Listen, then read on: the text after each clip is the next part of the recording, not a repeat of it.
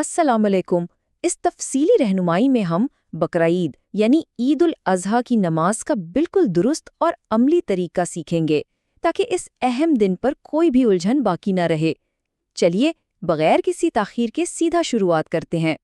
اس پوری نماز کو سمجھنے کے لیے ایک ہندسہ ذہن میں بٹھا لینا ہے، اور وہ ہے 6۔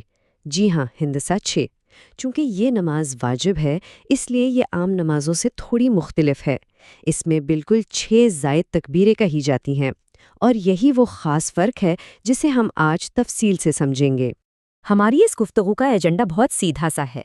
پہلے بنیادی باتیں اور نیت، پھر پہلی اور دوسری رکعت کا عملی طریقہ، اور آخر میں خطبہ اور اختتامی دعائیں۔ تو بس اسی ترتیب سے آگے بڑھتے ہیں۔ پہلے حصے کی طرف آتے ہیں، یعنی بنیادی باتیں اور نماز کے لیے ہماری تیاری۔ دیکھیں، سب سے پہلے تو یہ جان لینا بہت ضروری ہے کہ عید الاضحیٰ کی نماز دراصل واجب ہے۔ واجب کا سیدھا سا مطلب یہ ہے کہ یہ ایک ایسا لازمی فریضہ ہے جسے ادا کرنا ہر صاحب ایمان پر لازم ہے۔ ظاہر ہے، جب ایک چیز اتنی ضروری ہے تو اس کا درست طریقہ آنا بھی تو اتنا ہی اہم ہے نا۔ تو شروعات ہوتی ہے نیت سے۔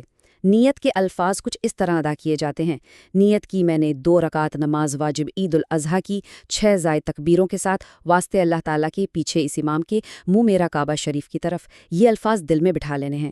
اس سے یہ بات بالکل واضح ہو جاتی ہے کہ ہم 2 واجب رکعتیں 6 زائد تکبیروں کے ساتھ ادا کر رہے ہیں۔ اب ہم عملی طریقے کی طرف بڑھتے ہیں، یعنی پہلی رکعت اور اس میں شامل پہلی 3 زائد تکبیروں کی ادائیگی۔ تو نماز کا باقاعدہ آغاز کچھ یوں ہوتا ہے کہ پہلے کانوں تک ہاتھ اٹھا کر اللہ اکبر کہا جاتا ہے، پھر ہاتھ باندھ لیے جاتے ہیں اور بالکل خاموشی کے ساتھ ثنا پڑھی جاتی ہے، وہی ثنا جس کا آغاز سبحانک اللہم سے ہوتا ہے۔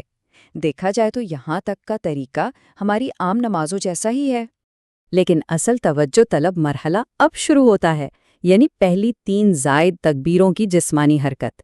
اسے غور سے سمجھیے گا۔ پہلی 2 تکبیروں میں کانوں تک ہاتھ اٹھا کر اللہ اکبر کہنا ہے اور پھر ہاتھ اطراف میں کھلے چھوڑ دینے ہیں، لیکن تیسری زائد تکبیر کے فوراً بعد ہاتھ کھلے نہیں چھوڑنے بلکہ سختی سے باندھ لینے ہیں۔ یہ ترتیب یاد رکھنا بہت ضروری ہے، ورنہ الجھن ہو سکتی ہے۔ خیر، تیسری زائد تکبیر پر ہاتھ باندھنے کے بعد اب امام صاحب کی باری آتی ہے۔ وہ بلند آواز سے سورہ فاتحہ اور کوئی اور سورت تلاوت کرتے ہیں۔ اس تلاوت کے بعد امام صاحب پوری جماعت کو معمول کے مطابق رکوع اور سجدے میں لے جاتے ہیں۔ اور لیجئے، یہاں ہماری پہلی رکعت بالکل احسن انداز میں مکمل ہو جاتی ہے۔ آگے بڑھنے سے پہلے ایک لمحے کے لیے یہاں رکتے ہیں۔ ایک بہت ہی اہم فرق ہے جو اکثر نمازیوں کو کنفیوز کر دیتا ہے۔ وہ فرق یہ ہے کہ زائد تکبیروں کا وقت پہلی اور دوسری رکعت کے درمیان بالکل الٹ جاتا ہے۔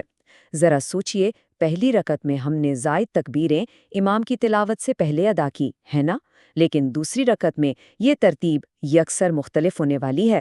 اور اسی کے ساتھ ہم اپنے اگلے حصے میں داخل ہوتے ہیں، دوسری رکعت کا طریقہ اور 6 کے اصول کی تکمیل۔ جیسا کہ ابھی ہم نے بات کی کہ ترتیب الٹ جائے گی، تو دوسری رکعت کے لیے جیسے ہی کھڑے ہوں گے تو آغاز براہ راست امام صاحب کی بلند آواز میں تلاوت سے ہوگا، یعنی اس بار شروع میں ہاتھ بالکل نہیں اٹھانے، بس خاموشی سے کھڑے ہو کر بسم اللہ، سورہ فاتحہ اور ساتھ ملائی گئی سورت کی تلاوت سننی ہے۔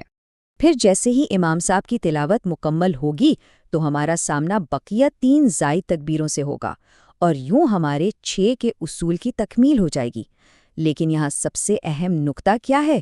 وہ یہ کہ ان تینوں تکبیروں میں کانوں تک ہاتھ اٹھا کر اللہ اکبر کہنے کے بعد ہر بار ہاتھ اطراف میں کھلے چھوڑ دینے ہیں۔ جی ہاں، یہاں کسی بھی مرحلے پر ہاتھ نہیں باندھنے۔ ان 3 زائد تکبیروں کے فوراً بعد ایک چوتھی مرتبہ اللہ اکبر کی صدا بلند ہوگی۔ یہ دراصل رکوع میں جانے کا اشارہ ہے، اور یاد رکھیے گا، اس بار ہاتھ بالکل نہیں اٹھانے، بس سیدھا رکوع میں چلے جانا ہے، اور اس کے بعد معمول کے مطابق سجدے کر کے اور سلام پھیر کر نماز مکمل کر لینی ہے۔ کتنا سادہ سا طریقہ تھا نا؟ اب چلتے ہیں آخری حصے کی جانب، خطبہ اور اختتامی دعائیں، یعنی نماز کے بعد کے فرائض۔ تکنیکی طور پر دیکھا جائے تو نماز تو سلام پھیرنے پر مکمل ہو گئی، لیکن اس کے بعد بھی کچھ انتہائی اہم عبادات باقی ہوتی ہیں۔